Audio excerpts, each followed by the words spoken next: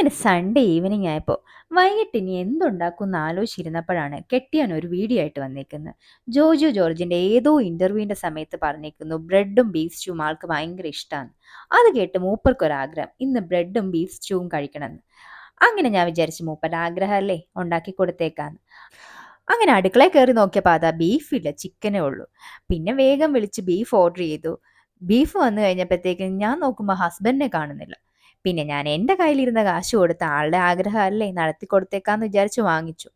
അങ്ങനെ വേഗം ബീഫ് കഴുകി വൃത്തിയാക്കി എല്ലാം വെച്ച് കുക്കറിലേക്ക് വേഗം എണ്ണ ഒഴിച്ച് സ്പൈസസ് എല്ലാം കൂടി ഇട്ട് ഒരു സവോളയും ചെറുതായിട്ട് അരിഞ്ഞ് കുറച്ച് കറിവേപ്പിലയും പിന്നെ കുറച്ച് വെളുത്തുള്ളിയും ഇഞ്ചിയും എല്ലാം കൂടെ ചതച്ചതും ഇട്ട് കുറച്ച് കുരുമുളക് പൊടിയും ഗരം മസാലയും കൂടെ ഇട്ട് ആവശ്യത്തിനുള്ള ഉപ്പും ചേർത്ത് നന്നായിട്ട് വഴറ്റി ബീഫിനെ അതിൻ്റെ അകത്തോട്ട് ഇട്ടു.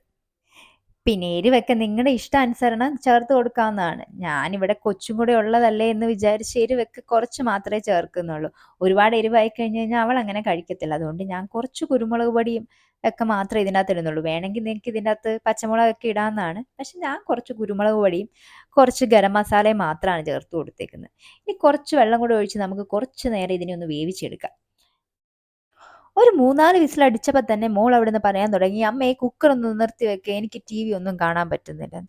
പിന്നെ ഞാൻ 4 വിസിലടിച്ചല്ലേ എന്ന് പറഞ്ഞ് കുക്കറൊക്കെ തുറന്ന് നോക്കിയപ്പോൾ ബീഫ് കുറച്ചൊക്കെ വെന്തിട്ടുണ്ട്. ഇനി ബാക്കി നമുക്ക് കുറച്ച് പച്ചക്കറിയും കൂടി ഇതിനകത്തിടാം. പച്ചക്കറി എന്ന് പറഞ്ഞാൽ വേറെ പച്ചക്കറികളൊന്നുമല്ല, ഉരുളക്കിഴങ്ങും ക്യാരറ്റും. അത് കുറച്ച് കഷ്ണങ്ങളാക്കിയിട്ട് അതിൻ്റെ അകത്തോട്ട് ഇട്ടിട്ട് അതും ഒന്ന് മൂടി വെച്ച് ഒരു 2 വിസിൽ വരുന്നിടം വരെ ഒന്ന് വേവിച്ചെടുക്കണം. ഇത് നമ്മളെല്ലാ സ്റ്റൂവിൻ്റെ അകത്ത് ഇടുന്നതാണല്ലോ, ആ ഒരു പതിവ് നമ്മളും തെറ്റിക്കണ്ട. നമുക്കും അതങ്ങ് ഇട്ടേക്കാം. അങ്ങനെ ഞാനിരുന്ന് വീട്ടിലേക്ക് വിളിച്ചുകൊണ്ടിരിക്കുന്ന സമയത്ത് കെട്ടിയൻ വിളിച്ചു പറയുന്നു കുക്കർ 2 വിസിലടിച്ചു എന്ന്. ഈ പറഞ്ഞു നിൽക്കുന്ന സമയത്ത് അതങ്ങ് പോയി നിർത്തുവാണെങ്കിലോ? എന്തേലും ആയിക്കോട്ടെ, നമുക്ക് പോയി നിർത്തുന്നതിൽ കുഴപ്പമില്ല.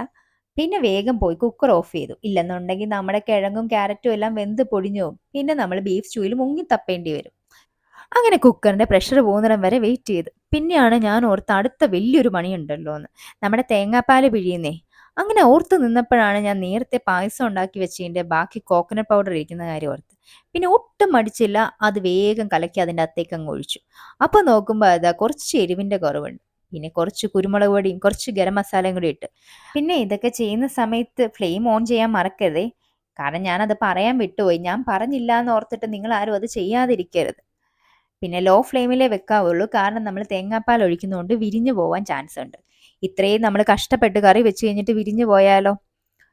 അങ്ങനെ നമ്മുടെ കറി ഇവിടെ സെറ്റ് ആയിട്ടുണ്ട്. അതിനു മുമ്പ് നമ്മൾ കുറച്ച് പച്ച വെളിച്ചെണ്ണയും കൂടെ ചേർത്തിട്ട് വേണേൽ ഫ്ലെയിം ഓഫ് ആക്കാനായിട്ടേ. അങ്ങനെ നമ്മുടെ കുറുകിയ ബീഫ് സ്റ്റൂ ഇവിടെ റെഡി ആയിട്ടുണ്ട്. ഇത് ഞാൻ ഉണ്ടാക്കിയ പാടെ ഞാൻ എൻ്റെ കെട്ടിയോന് ബ്രെഡും ബീഫ് സ്റ്റൂ ആയിട്ട് കൊടുത്തു. കാരണം ആളുടെ ആഗ്രഹം അല്ലായിരുന്നോ? ആളത് മൊത്തം കഴിച്ചിട്ട് എന്നോട് ഒരു വാക്ക് പോലും പറഞ്ഞില്ല. നല്ലതാന്നോ ചീത്തയാന്നോ ഒന്നും പറഞ്ഞില്ല. നമ്മൾ ഇത്രയും കഷ്ടപ്പെട്ടതും നമ്മുടെ കയ്യിലിരുന്ന കാശ് പോയതും മിച്ചം. ഇതുപോലുള്ള അനുഭവം നിങ്ങൾക്കും ഉണ്ടായിട്ടുണ്ടാവുമല്ലോ അല്ലേ?